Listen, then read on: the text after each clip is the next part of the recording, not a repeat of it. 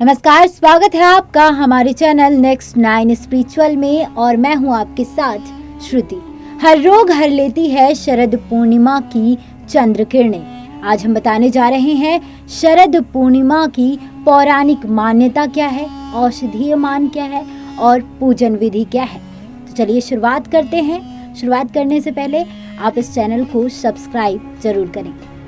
सनातन धर्म की परंपरा में आश्विन मास की पूर्णिमा तिथि को शरद पूर्णिमा का पर्व हर्षोल्लास के साथ मनाने की धार्मिक और पौराणिक परंपरा रही है।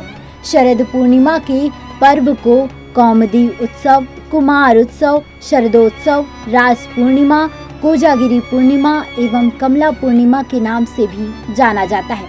इस पूर्णिमा में अनोखी चमत्कारी शक्ति निहित मानी जाती है। वर्ष की सभी पूर्णिमा में आश्विन पूर्णिमा विशेष चमत्कारी मानी गई है। शरद पूर्णिमा को चंद्रमा 16 कलाओं से युक्त होता है। 16 कलाओं से युक्त चंद्रमा से निकली रोशनी समस्त रूपों वाली बताई गई है।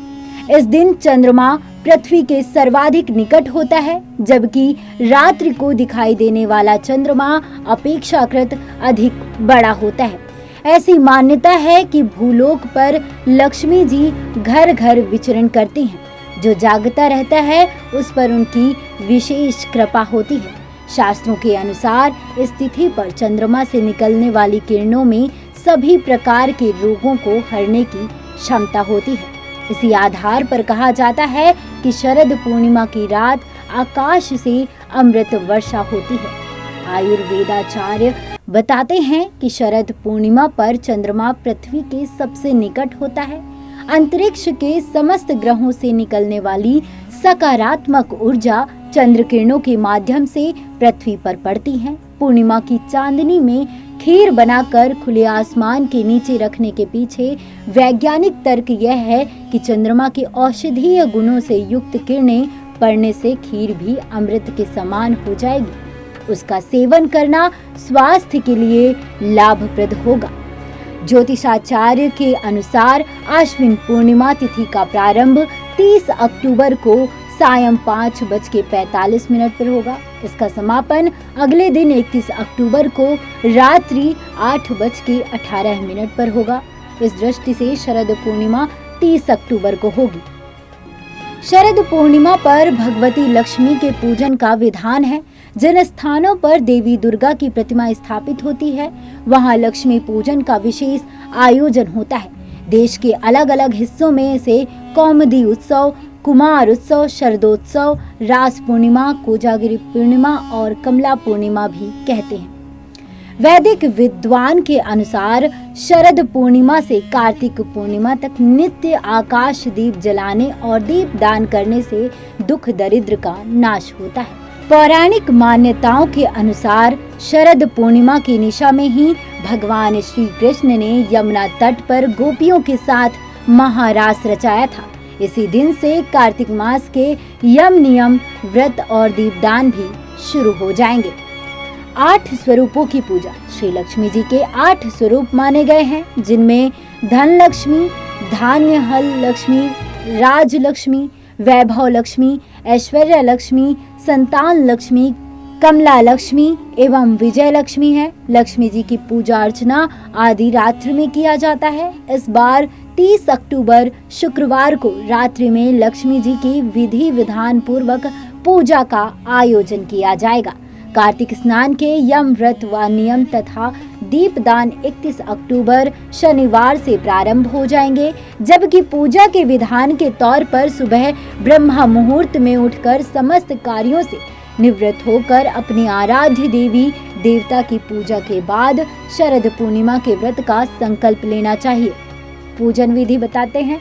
श्री लक्ष्मी जी को वस्त्र, पुष्प, धूप, दीप, गंध, अक्षत, तांबुल, सुपारी, ऋतु, फल एवं विविध प्रकार के मिष्ठान अर्पित किए जाते हैं। दूध से बनी खीर, जिसमें दूध, चावल, मिश्री, मेवा, शुद्ध देशी घी मिश्रित हो, उसका नैवेद्य का भोग भी लगाया जाता है।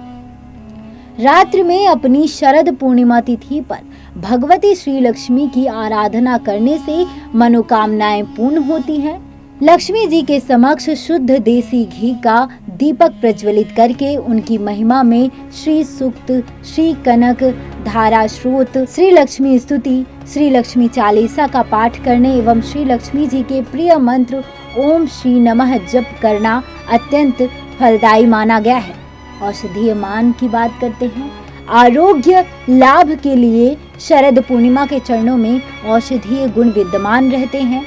शरद पूर्णिमा की रात्रि में दूध से बनी खीर को चांदनी की रोशनी में अति स्वच्छ वस्त्र से ढक कर रखी जाती है।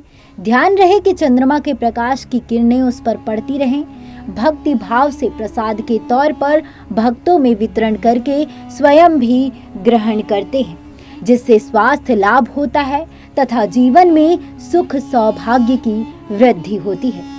पौराणिक मान्यता की अगर बात करें तो पौराणिक मान्यता के अनुसार भगवान श्री कृष्ण ने अश्विनी शुक्ल पक्ष की पूर्णिमा तिथि के दिन यमुना तट पर मुरली वादन करके गोपियों के संग रास रचाया था, जिसके फलस्वरूप इस दिन उपवास रखते हुए इस उत्सव को मनाते हैं। इस दिन खुशियों के साथ हर्ष उल्लास के संग रात्रि जागरण भी करते हैं।